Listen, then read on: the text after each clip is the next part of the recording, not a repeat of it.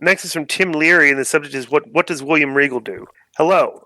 I've heard a lot of mention of William Regal the past few years, and I've watched pro wrestling since 1985. Remember when Regal broke in? Although he didn't necessarily suck, I didn't think he was anything special as a worker either. No memorable matches, promos, or storylines ever stood out to me with Regal. All I know is the guy today is that he's now back working with WWE now as a vice president before previously being fired by Vince and going on to AEW. So my question is, what exactly does William Regal do that makes him such an asset to wrestling today? I hear the words thrown out such as creative, behind the scenes. Behind the scenes, etc. But like literally, what does he do? If he was so great at whatever he does, would NXT ever suck?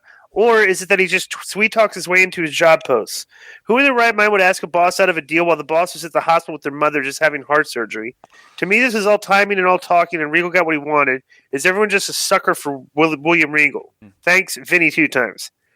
Vinny 2 times, obviously you're completely ignorant and misinformed of the subject matter.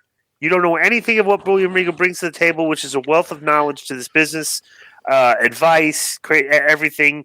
So you are kind of dumb for being a mark and trying to think that, like, okay, you're looking that William Regal brings nothing to the table. Right, you kind of sound like a hater, but I will say this: Regal, first of all, was a great worker. As number one. Number two, he could wrestle. Number three, when you talk to Regal, it's like anybody else, bro. When you talk to somebody, like when you talk to Regal, the guy's sharp about any subject matter, including wrestling. You know, and he's old school, bro. Much respect for Regal. You obviously don't know what you're talking about. Yeah, kind of an idiot. Next one's from Eddie Hogan. The subject is Regal taking advantage of a vulnerable Tony Khan.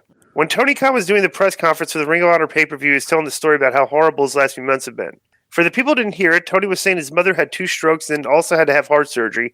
So TK had that on his mind while also running AEW, Ring of Honor, Fulham, and the Jaguars, and dealing with all the drama that comes with that.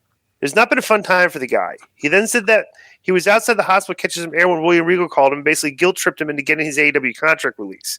When you hear Tony Khan's story, it really sounds like William Regal took advantage of Tony Khan at a time when he was not in a good headspace at all. Plus, Jim Cornette and Brian Last have both said that he sounded like Regal knew that Tony would let him leave despite him having all those plans for him. So what do you guys think about this? I don't know. I don't know. I don't know what their conversation was like. So right. And yeah, how do you know that he guilt tripped him? You didn't hear it. Number one, if he had a 1-year deal or whatever, and he was going to get out anyways, I don't know why he was asking Tony to release him, but they weren't doing with him anyways. Regal was not being used correctly. You know, he was underutilized like half the people they have there. Number two, what the do you care if Regal's there or not? How does that change or enhance your life in any way? The guy's not happy there. They're not doing with him. Let him go.